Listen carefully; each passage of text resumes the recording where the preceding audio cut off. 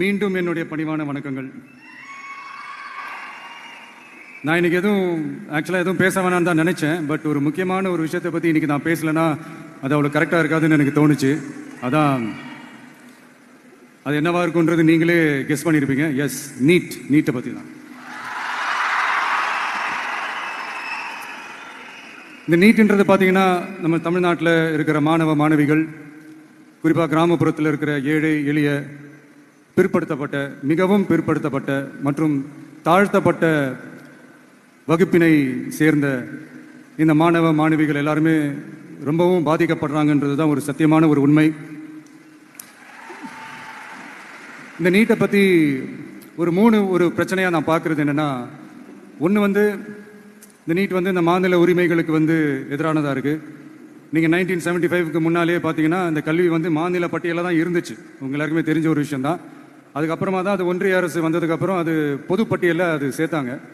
எனக்கு தெரிஞ்சு அதுதான் ஒரு முதல் பிரச்சனையாக ஒன்று ஸ்டார்ட் ஆச்சு. ரெண்டாவது பார்த்தீங்கன்னா, ஒரே நாடு, ஒரே பாடத்திட்டங்கள், ஒரே தேர்வு. இது பேசிக்காகவே அந்த கல்வி கற்கும் அந்த நோக்கத்திற்கே ஒரு எதிரான ஒரு விஷயமா நான் அதை பார்க்குறேன். ஒவ்வொரு மாநிலத்துக்கு ஏற்ற மாதிரி அந்த பாடத்திட்டங்கள் இருக்கணும்.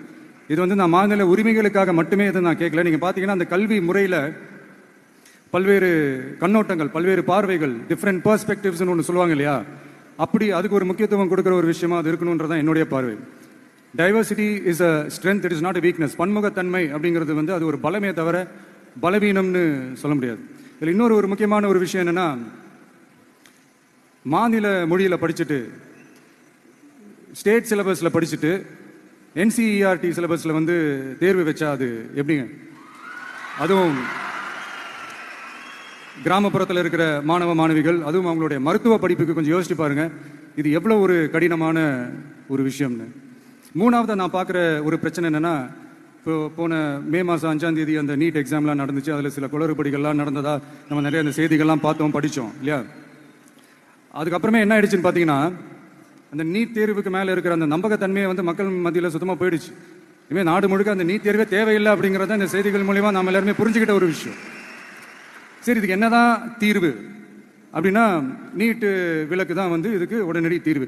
நீட்டு ரத்து கோரி தமிழக சட்டமன்றம் கொண்டு வந்திருக்கிற அந்த தீர்மானத்தை நான் மனப்பூர்வமாக வரவேற்கிறேன். இதுக்கு அந்த ஒன்றிய அரசு அந்த கால தாமதம்லாம் எதுவும் செய்யாமல் தமிழ்நாட்டு மக்கள் அவங்களுடைய உணர்வுகளுக்கு மதிப்பு கொடுத்து இதை சீக்கிரமாகவே இதை சால்வ் பண்ணணும் அப்படின்றதான் இங்கே நான் கேட்டுக்கிறேன். சரி, ஓகே, இதுக்கு நிரந்தர தீர்வு தான் என்ன அப்படின்னா, அந்த கல்வி பொதுப்பட்டியலேருந்து மாநில பட்டியலுக்கு கொண்டு வரணும். ஒருவேளை அதில் ஏதாவது சிக்கல்கள் இருக்கு அப்படின்னா, ஒரு இடைக்கால தீர்வா இந்த இந்திய அரசியலமைப்பு சட்டத்தை திருத்தி ஒரு ஸ்பெஷல் கன்கரண்ட் லிஸ்ட், சிறப்பு பொதுப்பட்டியல் அப்படின்னு ஒன்று உருவாக்கி அதில் கல்வி மற்றும் சுகாதாரத்தை அதில் சேர்க்கணும். இப்போ இருக்கிற அந்த பொதுப்பட்டியல் என்ன ஒரு பிரச்சனை அப்படின்னா, நீங்க அந்த துறைகள்லாம் பார்த்தீங்கன்னா, மாநில அரசுகளுக்கு என்னதான் அதில் அதிகாரம் இருந்தாலும் அது முழுக்க ஒன்றிய அரசினுடைய கட்டுப்பாட்டில் தான் இருக்கு. அதனால மாநில அரசுகளுக்கு அந்த முழு சுதந்திரத்தை அது தரப்பட வேண்டும் அப்படின்றதான் இங்க என்னுடைய தாழ்மையான ஒரு வேண்டுகோள்.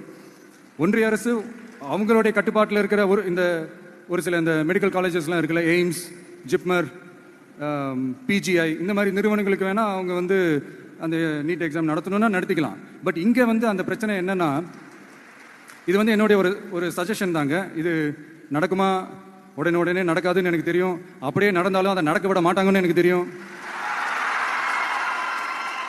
ஸோ அதனால் இந்த சந்தர்ப்பத்தில் என்னுடைய சஜஷனை உங்ககிட்ட அதை நான் பகிர்ந்துக்கணும்னு ஆசைப்பட்டேன். இதுதான் என்னுடைய தனிப்பட்ட ஒரு கருத்து நீட்டை பற்றி.